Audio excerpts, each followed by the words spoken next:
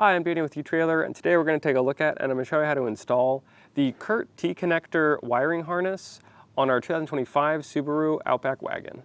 Adding a wiring harness on your Subaru is a great idea if you want to make everything legal on the road, whether you're towing a small trailer or you have taillights on an accessory. This wiring harness is compatible with a 7-pole adapter, so if you have a 7-pole plug on your trailer, then that's going to be something you're going to want to pick up. You just simply plug that in and there's a bracket that you can put on this hitch. And you can also get a bracket for your full pole wiring as well, and it just goes right onto the hitch. But what a lot of people do is they'll just put the cap around the safety chain loop and have it dangle that way.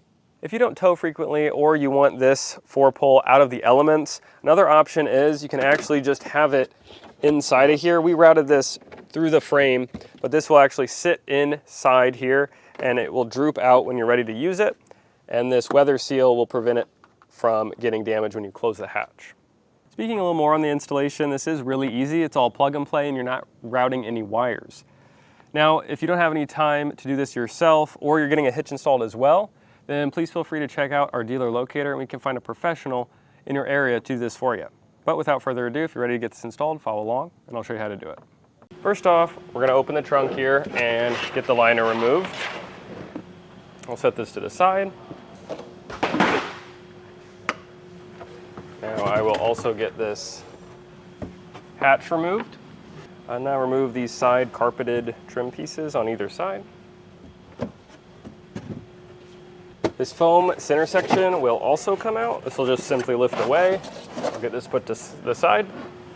On the passenger side, there's going to be a taped up wire here, and I'm going to use my knife and get this tape cut away. Very careful not to cut any wire here. And there's going to be a white plug. I'm just going to get this pulled out.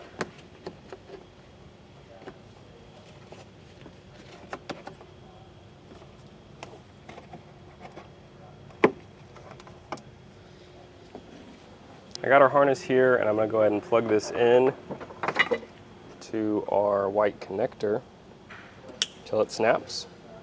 And you're going to want to make sure your fuse isn't in your fuse holder until you're all done. And now I'm going to get this grounded. You can ground this anywhere where you're not going to poke through the other side or where you're not going to damage on anything on the other side. But I got the self-tapper that comes in the kit. And I'm going to put that through and get this grounded. And I'm going to go right around here because I know there's nothing on the other side.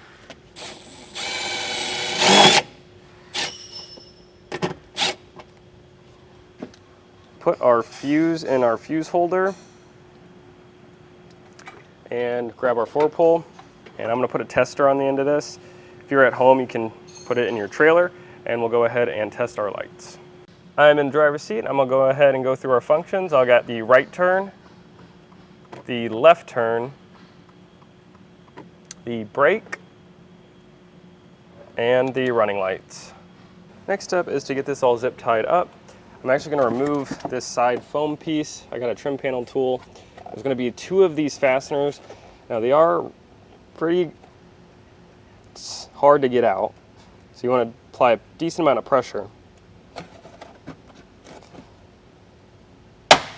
until they finally come out. They give you some double-sided sticky tape. So I'll go ahead and put this in our control box. I'm going to mount this under this wire and under this panel here, and I'm going to zip tie it to this wire as well. So I'm going to get this mounted under here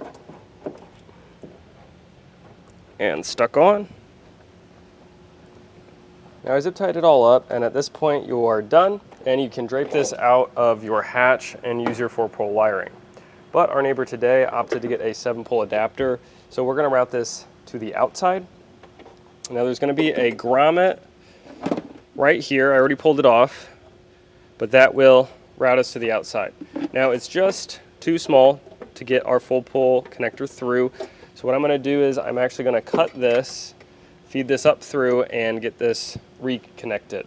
Now the reason I cut it so close to the end here is so all our connections are going to be inside the vehicle. Now I'll go ahead and get this routed through the hole. I'll just pull this through and take my airline tubing off. I'll go ahead and put butt connectors on one side.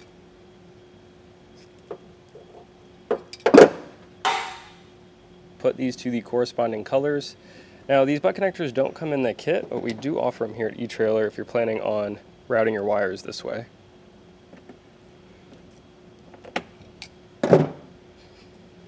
Now if you don't want to splice wires, you are able to enlarge this hole just a little bit with a die grinder or a cutoff wheel, something like that, and get this 4-pull through there. But we didn't want to cut it today, so we're just splicing it. This is our grommet, and I'm just going to cut a slit so I can get my wires in here. Make it a little bigger. And then I'm going to use some silicone to seal it all in.